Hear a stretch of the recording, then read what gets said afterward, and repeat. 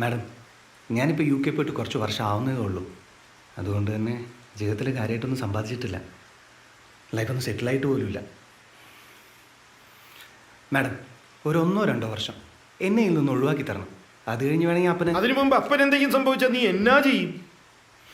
അപ്പോൾ കാര്യങ്ങളെല്ലാം എളുപ്പമല്ലോ അല്ലേ? മേഡം, ഇവന്റെ പ്രശ്നം അതൊന്നുമല്ല. ഇവന്റെ പെണ്ണും പിള്ളയ്ക്ക് അപ്പനെ ഒട്ടും കണ്ടുകൂടാ. അപ്പന്റെ പേരും പറഞ്ഞ് അങ്ങോട്ട് ചെന്നാലേ ഇവരെ പിടിച്ച് പുറത്താക്കും. അതാണ് അതിന്റെ സത്യം. അനാവശ്യം പറയരുത്. എനിക്കൊന്നും പറയാനില്ലേ? ഞാനിതിൽ കൂടുതൽ എന്ത് പറയാനാ മാഡം? ഇവർ ഈ 3 ആമക്കളുണ്ടല്ലോ, അവർ പറയട്ടെ. എന്നെ കെട്ടിച്ചു വിട്ടതല്ലേ? കെട്ടിച്ചു വിട്ടാ പിന്നെ ഉത്തരവാദിത്തങ്ങൾ തീർന്നല്ലോ അല്ലേ? അങ്ങനെയല്ല മാഡം. ഒട്ടും ഞാൻ പറയില്ല ആനി. അപ്പൊ ജോണിക്ക് മുട്ടിനായൊന്നും ഇല്ലാന്ന് അല്ലേ ആനി പറയും?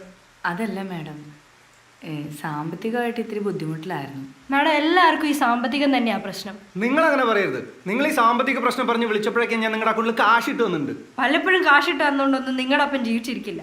എന്നും തിന്നാൻ കൊടുക്കണം.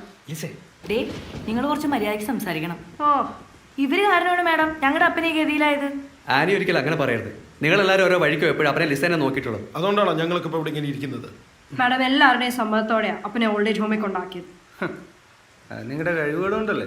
ഓ, ഒരു UK കാരി നഴ്സിനെയും കല്യാണം കഴിച്ച് അവിടെ വാലെ തൂങ്ങി അവിടെ പോയി കിടക്കുന്ന നിനക്കൊണ്ടല്ലോ കഴിവ്.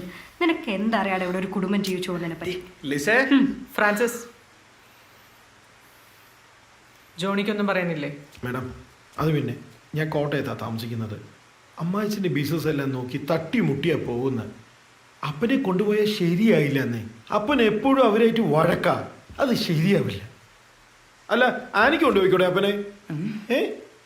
അതല്ല മാഡം, അവിടുത്തെ അമ്മച്ചിയെ നോക്കാൻ തന്നെ ഒരു സ്ത്രീയെ നിർത്തിയേക്കുക. ഇനിയിപ്പോൾ അപ്പനെ കൂടെ അങ്ങോട്ട് കൊണ്ടുപോവുകയാണെങ്കിൽ അവർക്ക് എക്സ്ട്രാ പേ ചെയ്യേണ്ടി വരും. വേണമെങ്കിൽ മാസത്തിൽ 1-2 ആഴ്ച എൻ്റെ കൂടെ ഞാൻ അപ്പനെ കൊണ്ട് നിർത്തിയേക്കാം. ഇതന്നെയല്ലേ ഞാനും പറഞ്ഞത്, അപ്പനെ 2 ആഴ്ച ഞാൻ കോട്ടയത്ത് കൊണ്ട് നിർത്തിക്കോളാന്ന്. അപ്പതേ ഇവനാണ്. നിങ്ങളുടെ അപ്പന്റെ പ്രായവും ആരോഗ്യവും കണക്കിലെടുത്ത് വേണം സംസാരിക്കാൻ. അതൊന്നും അല്ല മാഡം ഇവിടെ പ്രശ്നം. അപ്പന്റെ പേരിലുള്ള വീടും പറമ്പും ഭാഗം വെക്കണം എന്ന് പറഞ്ഞപ്പോ... എന്ത്? ഏത് വീടും പറമ്പും? അപ്പനെ പറ്റിച്ച് പണയം വെച്ച വീടിന്റെയും പറമ്പിന്റെയും കാര്യം തന്നെയായി പറയുന്നത്. മാഡം, വീടും പറമ്പും ഭാഗം വെക്കണം എന്ന് പറഞ്ഞപ്പോൾ അപ്പൻ അതിന് സമ്മതിച്ചില്ല. മരണം വരെ അപ്പനെ ആരും നോക്കുന്നു, അവർക്കാണ് വീടും പറമ്പെന്ന് അപ്പനൊരു തീരുമാനം എടുത്തു. അന്ന് പോയതാ എല്ലാവരും. എങ്ങനെ പോകാതിരിക്കും? ഞങ്ങളുടെ അവകാശമല്ലേ ചോദിച്ചത്. ഇനിയിപ്പോൾ അത് തരില്ല എന്നൊക്കെ പറഞ്ഞ ഈ ഒറ്റ കാരണം കൊണ്ടാ എന്റെ ഭാര്യക്ക് അപ്പനെ പിടിക്കാത്തത്. അല്ലെങ്കിൽ വയസ്സാങ്കാലത്ത് അങ്ങനെ ആരോടാ ഈ വാശി കാണിക്കുന്നത്? ആന്നേ, അപ്പൻ അങ്ങനെ പലതും പറയും. ഞങ്ങൾക്ക് കുട്ടി കുടുംബമൊക്കെ ഉണ്ട്. മരണവരെ ആർക്കും ആരെയും കെട്ടിപ്പിടിച്ചിരിക്കാനൊന്നും പറ്റൂല. ഞങ്ങൾക്ക് ജീവിക്കണ്ടേ? ഞങ്ങളിരിക്കും, സംസാരിക്കാം.